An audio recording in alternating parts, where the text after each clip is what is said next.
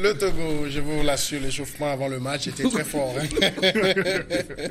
On évoque maintenant le sujet Togo. L'économie souffre douleur de la crise politique. On le sait, le pays vit une situation politique assez tendue depuis plusieurs mois déjà. Le dialogue qui a du plomb dans l'aile, de nouvelles manifestations annoncées qui ont fait pchit, il faut le dire.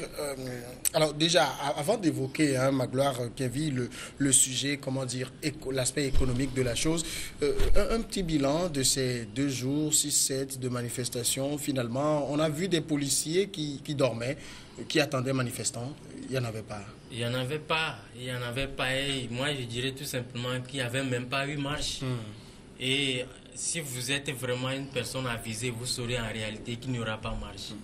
Parce que quoi? C'est vrai, moi je l'ai dit, le pouvoir n'a jamais voulu des marches. Parce qu'à un moment donné, les marches faisaient tellement mal au pouvoir. Et on a vu petit à petit qu'on développait des stratégies pour pouvoir contrecarrer l'opposition. Et aujourd'hui, là où peut-être l'opposition a fléchi, c'est que quand il s'est agi de se mettre d'accord sur les principes de jeu pour le dialogue, ils ont concédé les marches. Et le pouvoir a créé victoire parce qu'ils l'ont dit, mais jamais ils n'ont plus l'occasion là d'organiser des marches.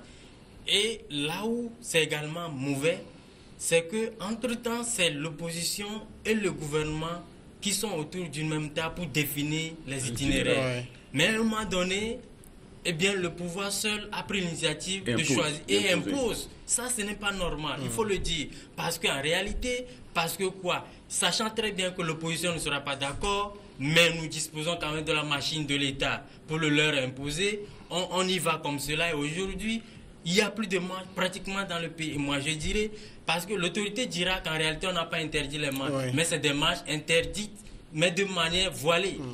Et c'est ça qu'il faut dénoncer. Mais qu'à cela ne tienne, l'opposition aussi, entre-temps, le pouvoir accusait l'opposition que c'est parce qu'ils veulent paralyser l'activité économique dans le pays qu'ils maintiennent toujours les marches, passant par décompte et tout ça.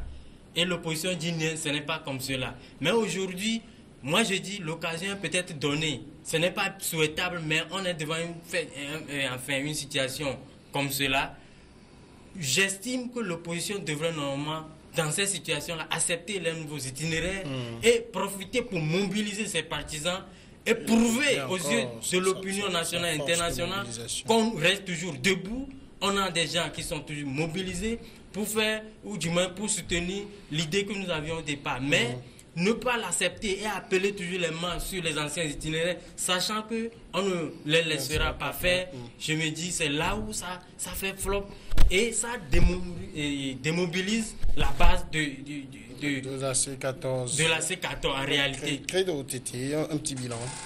Non, un petit bilan. Donc, c'est la démission, c'est l'échec de la coalition sur les 2 jours. Donc, nous avons vu que les illusions vendues n'ont pas été totalement achetées. Et aujourd'hui, si on veut faire le bilan que de ces 2 jours, donc c'est l'échec de la coalition. Donc, nous tous, nous avons suivi quand M. Salifou Achadam était venu depuis le 19 août. Nous avons vu une renaissance de l'engouement pour les marches. Mais à un certain moment, les marches ont été galvaudé et après une série de marches, donc il fallait ponctuer cela d'actions pour gagner du terrain et autres là. Mais lorsqu'ils se sont investis beaucoup plus dans d'interminables marches et avec les explications et les querelles de chapelle aujourd'hui qui ne les avantagent pas, leurs militants ou bien les populations de Griffe sont arrivés rapidement à faire la part des choses. Donc on ne peut pas parler qu'on a interdit les marches de l'opposition.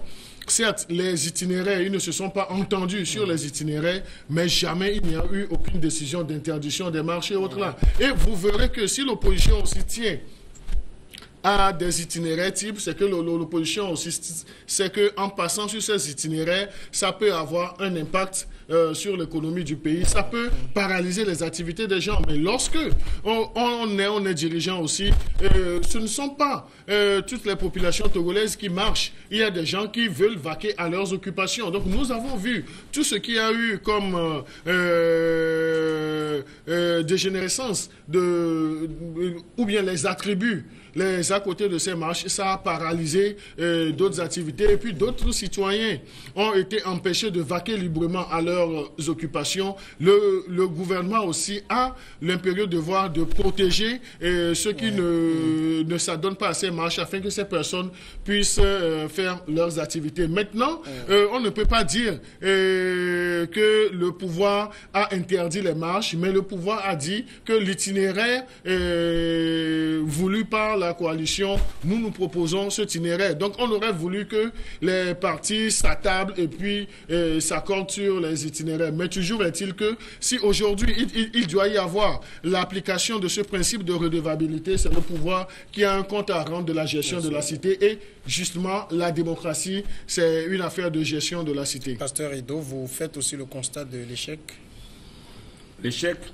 Non, pas d'échec. Il n'y a pas d'échec, étant donné que quand nous voyons en tant que mouvement de défense des droits de l'homme, on voit qu'il y a des atteintes graves à la liberté de manifestation. Si tant soit peu, on voit que on impose les itinéraires aux manifestants de manière absolue, ce qui est contraire à la loi de 16 juillet 2011, communément appelée la loi Bodiona. Donc je parie quand même que aujourd'hui on ne peut pas dire qu'il y a des missions et que les gens ne veulent pas manifester. Vous savez, regardant les itinéraires habituels de l'opposition depuis là, c'est vrai qu'il y a des militants. Convoyer ces militants, comment faire aujourd'hui pour que des militants, des gens depuis Adido Gomé, regagnent Bay pour la manifestation? D'abord, ils vont passer par où? Voyez tout le cordon de sécurité mis en place. Déjà, les gens en groupe, quand on les voit, c'est comme si ils vont manifester là où c'est interdit. Alors qu'ils vont à un autre point de départ. Vous voyez toutes ces stratégies-là. Donc c'est bien fait, c'est bien. Le laboratoire a été tellement bien conçu que les gens quittant Agoin pour aller à la manifestation, c'est difficile pour eux. Parce qu'en cours de route, ça ne va pas être facile. Vous comprenez ce que je dis? En quittant Adidogon pour aller vers Bay, pour manifester, ça ne va pas être aussi facile. Parce qu'en cours de route, on peut les disperser, certainement. On peut les disperser. Parce que ça tenue de leur tenue, tout ce qu'ils vont y porter comme là. Déjà, on peut les empêcher de joindre, d'arriver, de parvenir à leur point de départ. Donc, sincèrement, il faut dire que, en le faisant ainsi, c'est comme si ceux de Bay, ceux de la zone c'est conçu pour les nouveaux itinéraires, ne sont-ils pas des Togolais? Parce qu'on estime qu'ici, ça dérange l'économie. Ici, ailleurs, quelque part. Ou bien c'est acquis. La zone est acquise au parti, au pouvoir, on ne sait pas. Et l'autre côté est acquise dans le pouvoir. Donc, il faut aller faire du mal, il faut aller nuire aux Togolais. De l'autre côté, c'est la question. Et je suivais un acteur de l'opposition dire que si aujourd'hui, on nous refuse les itinéraires là, demain, on nous retire aussi, on nous refuse aussi les nouveaux itinéraires. Donc, c'est qu'on va nous amener à Bepozo ou bien à Nevo pour aller marcher. Donc, c'est dit que la situation telle qu'elle se présente, nous, en tant que défenseurs de l'ordre, on ne peut que se mettre à porte-faux contre ce qui se fait aujourd'hui parce que nous estimons que c'est par échange mutuel qu'on peut arriver à définir les itinéraires. Et ceci étant aussi, ce que nous ne comprenons pas, c'est que quand il y a ainsi, la loi donne, il y a la voie de recours. Oui, le juge administratif. Justement, on ne voit jamais cela. Il va falloir que l'opposition essaye cette voie de recours pour l'histoire. Pour l'histoire, on ne voit pas ça. Donc, ce qui veut dire que c'est qu'on n'a pas confiance aux institutions en place. Et cela, je crois que l'opposition doit revoir cela. Très bien. Oui, mais moi, je crois que sur le dernier point, je suis d'accord avec le pasteur Edo Komi lorsqu'il dit qu'il faut utiliser toutes les voies de recours lorsque on se sent lésé dans une décision et autre là. Mais notre opposition n'a pas cette culture. Notre opposition s'est toujours illustrée dans un semblant de rapport de force sans avoir cette force réelle sur le terrain. Mais maintenant, la question que je me pose est, est-ce que le gouvernement a interdit les marches? Donc ça, c'est une question par rapport au développement qu'il a fait en tant qu'activiste des droits de l'homme et autres là. Mais il n'y a pas eu de décision d'interdiction des marches. Il n'y a pas eu de décision tacite d'interdiction des marches. Je crois que c'est très malgré ce n'est pas une... Non, on ne peut même pas parler d'interdiction déguisée parce que si l'opposition est toujours consciente que les militants sont avec elle, même avec le nouveau itinéraire. Donc, ils peuvent montrer à ce pouvoir que nous avons toujours les gens derrière nous et autres là. Le pasteur Edouard Komi a développé un autre aspect qui peut être vrai. Parce qu'il a dit, si les gens doivent quitter Agoué pour rallier, eh bien, donc c'est un problème de moyens financiers et autres là. Et ça le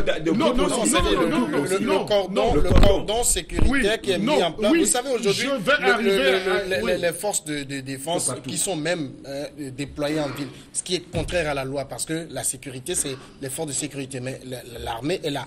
Quand ils voient le rouge, c'est comme si les cheveux s'hérissent là. Oui, non, mais il y a l'aspect sécuritaire, mais il y a aussi la démarche même de mobilisation et autres là. Donc, sur le premier point, donc on peut dire que les partis auront certainement, ou bien la coalition aura des problèmes pour pouvoir convoyer les gens sur les nouveaux itinéraires de départ et autres là. Donc ça peut être une difficulté à l'interne de cette coalition aussi. Mais il ne faudrait pas qu'en faisant des analyses, qu'on prenne des intentions. Donc aujourd'hui, c'est vrai qu'il y avait eu des manquements et autres là. Mais aujourd'hui, je ne pense pas que si les gens veulent aller emprunter un chemin pour aller à un point de départ, que obligatoirement, donc ces personnes seraient empêchées, autres là. Donc si cela arrivait, nous tous, nous allons constater et puis dénoncer cela. Mais il faut que cette opposition soit responsable. Il faut que cette opposition puisse également montrer au gouvernement que même avec de nouveaux itinéraires, nous avons la force de mobilisation que de vouloir engager un bras de fer et puis n'ayant pas les moyens de sa politique.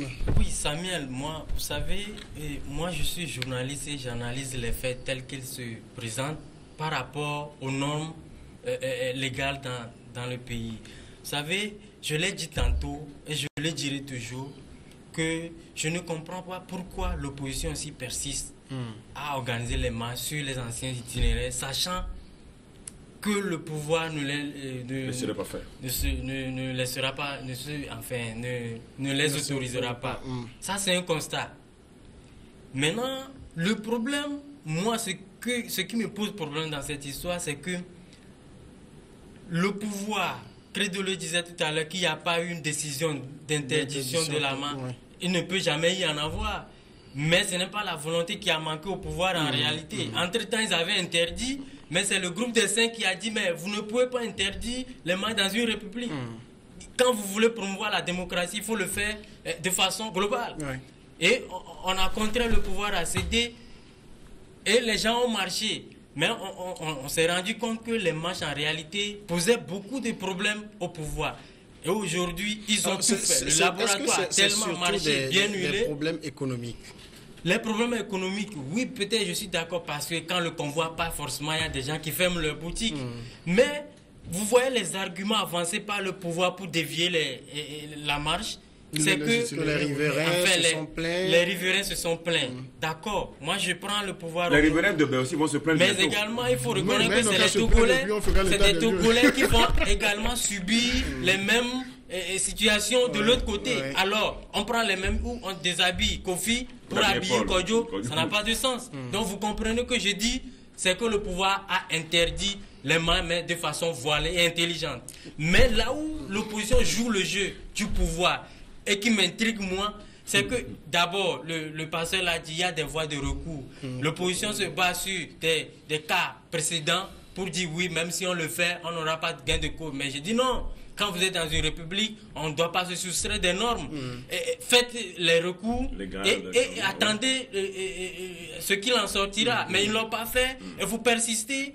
Et ça m'amène, parce que moi je l'ai toujours soutenu dans mes analyses, que ce soit le pouvoir ou l'opposition, c'est que les deux partis se sont entendus pour ne jamais s'entendre en réalité et faire perdurer la crise. Et ça les arrange.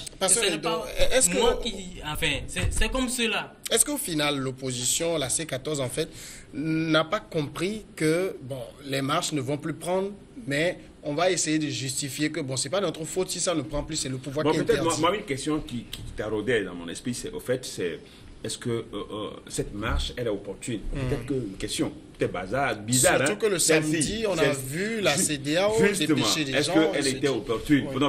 Beaucoup n'avaient pas compris qu'on appelle à manifester. C'était hâtif, quoi. Si on n'a pas compris, c'était à la hâte, on a dit, on va manifester. Alors qu'il y a la commission de la CEDEAO qui venait de les rencontrer. et qu'à l'issue, à terme, il doit y avoir quand même des échanges qui vont se poursuivre. Donc, moi, c'est ça. Est-ce que c'est l'opportunité de la manifestation, de cette manifestation-là? Finalement, il faut conclure à l'enlisement, surtout quand on lit aussi la lettre envoyée par le CAR à la coalition, que bon, à l'interne, ça s'enlise, on le sent. Ils l'ont évoqué, le CAR l'a dit dans la lettre que le 8 mai, ils ont évoqué cet enlisement-là. Bon, on ne peut pas mettre 14, quand vous mettez 14 partis politiques et ne pas avoir des problèmes. Bon, si non, ce n'est pas des problèmes internes, mais c'est l'enlisement du combat qu'ils sont en train de mener. Oui, là. bon, l'enlisement, je crois que nous savons aujourd'hui, l'enlisement, quelles sont les causes qui tendent vers cet enlisement. On le sait, nous avions déjà fait des développements sur cela, mais j'avoue quand même que il va falloir quand même que l'opposition, à un certain moment, prenne des mesures quand même, des mesures plus efficientes, parce que là... Avec plus responsables? Non, ils sont responsables. Non, les mesures. Les mesures. Bon, donc, c'est le fait d'appeler à manifester juste après cette rencontre-là, moi, que je ne comprends pas, parce qu'on aurait souhaité quand même qu'ils attendent un peu, qu'on voit un peu, même pourquoi pas poser ces problèmes à la commission, poser le problème des itinéraires, on dit mais voilà, nous voulons manifester, ou bien sûr, poser ces problèmes à la commission de la CEDEAO, puis voilà, c'est ce qui se passe. Donc comment régler ces problèmes, parce que nous sommes en train de manifester partout où nous voulons. Donc, quand aujourd'hui la manifestation est déviée d'un côté de la capitale, où les citoyens aussi sont des acteurs économiques et peuvent aussi se plaindre. Après leur plainte, qu'est-ce qui va advenir quand les nouveaux itinéraires, les riverains des autres itinéraires vont commencer par se plaindre encore? Peut-être que le pouvoir se dit, qu'est-ce qui va arriver? S'ils veulent manifester, on les envoie dans leur fief. Dans leur affaire de fief, bon, est-ce que c'est ça? Est-ce que affaire de fief? Vous savez, quand si nous allons sur terrain, donc on risque d'avoir encore des groupes c'est comme si des groupes d'autodéfense, ce que apparemment nous tous nous avons déploré. Donc sur l'économie, on parle de l'économie. Est-ce qu'au fait, parce qu'on a vu aussi le gouvernement a fait un collectif budgétaire. Le budget prévisionnel a été amputé de 1% et tout cela est mis dans le compte des manifestations. C'est pas finalement on cherche le petit argument parce qu'on avait déjà des difficultés qu'on veut régler. Bon, il faut trouver un moyen de justifier en disant que c'est les marches. Non, mais disons-nous la vérité, avant qu'on ait les marches, l'économie du Togo n'était pas au summum. Mais il y avait une certaine volonté... les indices. Oui, même s'il y a des indices, mais il y avait des efforts qui étaient conjugués pour régler la situation autre là. Mais nous ne devons pas occulter aussi que les marches ont fait mal à l'économie du Togo. À un certain moment que les activités étaient paralysées, et c'est le secteur... informel, le secteur commercial qui essayait de booster les choses. Aujourd'hui, nous subissons toujours l'impact néfaste de ces marches et autres là sur le panier de la ménagère et autres là. Donc, c'est dire que ça pourrait contribuer à ce collectif budgétaire ou bien à cette réduction du budget de l'État parce que les prévisions sont faites en début d'exercice. Mais lorsqu'on sent qu'à un certain moment, on ne peut pas atteindre cet objectif-là, c'est d'une démarche responsable que de ramener la visée de l'étape ou bien la graduation des objectifs de revoir cela et autres là. Donc ça, c'est une très bonne chose que le gouvernement a fait de pratiquer cette humilité pour dire que l'objectif que nous sommes fixés, on ne peut pas l'atteindre autre là. Parce que en termes d'économie, lorsque vous avez un objectif, vous mettez des mécanismes en place et vous ne pouvez pas partir, vous n'avez pas cette assurance de partir du point A pour le point B, c'est qu'il y a toujours une situation intermédiaire. Donc il faut brandir à un certain moment, le plus tôt possible, amener les gens vers cette situation intermédiaire que de laisser les gens et enfin des exercices qu'on soit jugé sur le point précédemment B qu'on avait choisi autre là. Donc aujourd'hui, disons-nous la vérité, les 7 ou les 8 mois ou les 9 mois de marche ont fait du mal à l'économie, mais il faut dire, cela aussi a sa raison parce que les politiques voulaient exprimer un certain nombre de préoccupations et autres là. Mais c'est dans ce pays même qu'on a vu un acteur un acteur politique se réjouir qu'ils sont arrivés à paralyser l'économie du pays. Donc ça, ce sont des propos qui ne sont pas responsables. Donc vous dire qu'ils ont eu le trophée ou bien, disons, l'Oscar d'avoir su paralyser l'économie du pays à un certain moment, C'est trop fort. Certes, ils ne se font pas mal individuellement, mais ils font mal à leurs militants, à leurs supposés militants de base. Parce que ce sont ces mêmes populations. Si un jour ils arrivaient au pouvoir, ce sont ces mêmes populations réduites économiquement qu'ils vont essayer de vouloir diriger autre. Disons la vérité, l'économie du pays a souffert de ces marches-là. Et il faut que nos opposants prennent la responsabilité pour dire que lorsqu'on fait la politique, on doit également aller dans un sens positif pour construire et non détruire. Magloire, vous convenez que l'économie a souffert? Bien sûr, on serait un peu malhonnête de ne pas le reconnaître. Et parce que, quoi qu'on dise, on arrive à mesurer le dynamisme d'un pays par rapport à son économie. Et depuis le 19 août, on le reconnaît tous, ça va très mal économiquement parlant. Ce n'est pas moi qui le dis. Même la Chambre du commerce a diligenté une enquête tout récemment pour le prouver. Et il nous en souvient également que le Togo avait émis 2 titres sur le marché de l'UMOA qui ont fait flop. C'est aujourd'hui, ou du moins ces derniers jours, qu'on a émis un 3e d'un montant de 20 milliards. Et on attend de voir ce que ça va donner. C'est pour dire qu'en réalité, le pays, parce que quand je vois le pouvoir ou l'opposition, tout se bat pour que le pays puisse se tenir debout. Mais avant tout, on doit prioriser l'économie du pays. Et ça, c'est du ressort des hommes politiques. Mais je constate qu'ils ont refusé de s'entendre. Parce que s'il s'agissait tout simplement des réformes, on ne va quand même pas rester éternellement dans cela. Ils pouvaient se retrouver un jour, peut-être 2 jours tout au plus, et opérer les réformes. Mais les gens ont refusé, sachant très bien que quand on refuse de s'entendre, c'est l'économie qui en pâtit. Mais on est dedans. On fait comme si rien n'était. Mais c'est les Togolais de la base. Les Togolais qui souffrent à la base. On s'y plaît. Ah oui, c'est ça qui est dangereux. On s'y plaît malheureusement. Et ça, c'est du côté de l'opposition et du pouvoir. Moi, je le dis. Parce que la bonne dame qui vend de la tomate au bord de la route, les marches doivent passer. Forcément, elle ne va pas vendre. Le monsieur qui ouvre sa boutique pour vendre, les marches arrivent, il doit fermer. Et si les gens marchent, c'est parce qu'il y a un problème. Les gens n'ont pas mangé suffisamment rassasiés dans leur maison et se mettent dans les rues, c'est parce qu'il y a un problème. Et si vous reconnaissez, parce qu'on dit en réalité, quand il y a un seul Togolais qui crie, il faut l'écouter. Mais on a vu des marches dans ce pays où il y a plusieurs centaines de milliers de Togolais qui se sont déversés dans les rues. Pourquoi ne pas les écouter? Pourquoi ne pas les écouter? Donc je me dis, l'économie nationale, il faut être malhonnête pour ne pas reconnaître qu'elle souffre. Mais si elle souffre, c'est parce que les pouvoirs ont voulu que l'économie souffre. Les politiques, oui. Les politiques, qu'est-ce que j'ai dit? Vous avez dit les pouvoirs. Les politiques. Les politiques, pour moi, les politiques des deux bords ont voulu que ça soit ainsi. Et ils sont les seules personnes à détenir la clé de cette situation. S'ils veulent que l'économie nationale puisse se relever, l'occasion leur est donnée de prouver ça au Togolais. Alors, Pasteur Edo, quand on évoque les difficultés de l'économie, il ne faut pas aussi oublier qu'on ne fait pas d'omelette sans casser les œufs. Oui, c'est vrai. Mais ce que je voudrais dire, c'est que c'est vrai, l'économie a reçu des coups terribles. Ces 9 derniers mois, il faut avoir le courage, il faut être honnête et il faut le dire. Mais c'est qu'il y a des problèmes. Et ces problèmes, il faut les régler. Si on admet que les marches ont causé de tort à l'économie, mais c'est qu'il y a des problèmes. Ces problèmes, il faut les régler pour éviter que continuellement nous persistons dans cet ordre.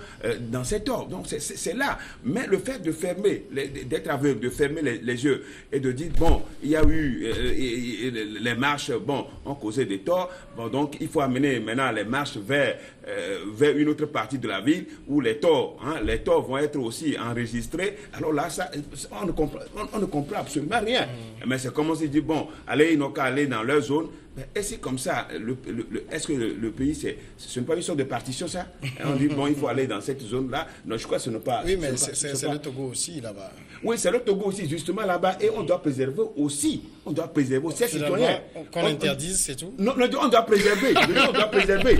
tel on l'a fait, on doit préserver. Moi, je ne dis Oui, pas mais qu'on préserver interdit. en faisant quoi? De toute façon, les matchs doivent avoir lieu quelque part. Oui, bien justement. Justement, c'est comme si on protège certains et puis les autres sont... Mais on protège ceux qui ont subi pendant des mois. Donc, il faut attendre que les autres subissent 8 mois, 7 mois de l'autre côté aussi pour équilibrer.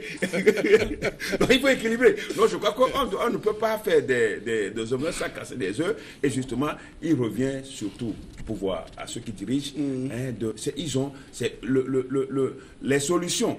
Les solutions aux problèmes togolais ont leur nid dans les mains de ceux qui En tout cas, le président l'avait reconnu. Oui, bien sûr, Atelier, il a dit. Oui, en disant. Oui, en disant que toutes les solutions se trouvent à unir. Oui, mais là, c'est le propos de responsable politique qui est responsable. Permettez la tautologie. Parce qu'à un certain moment, lorsque vous allez en congrès et lorsque vous... Et moi, je l'ai apprécié. Moi, je l'ai apprécié d'avoir reconnu cela, c'est normal. Non, mais là, je crois que le président aussi ne peut pas occulter cela. Donc, s'il dit... Donc, il est en train de domicilier la situation politique actuelle en sens. Donc, c'est dire qu'il y a un effort qui doit être fait au sein de son parti. Donc, qu'il l'a reconnu, ça, c'est déjà une bonne chose. Non, moi, on reconnaît cela. Moi, j'aimerais ajouter, pour finir, c'est que... Non, c'est pas toi qui finis. Je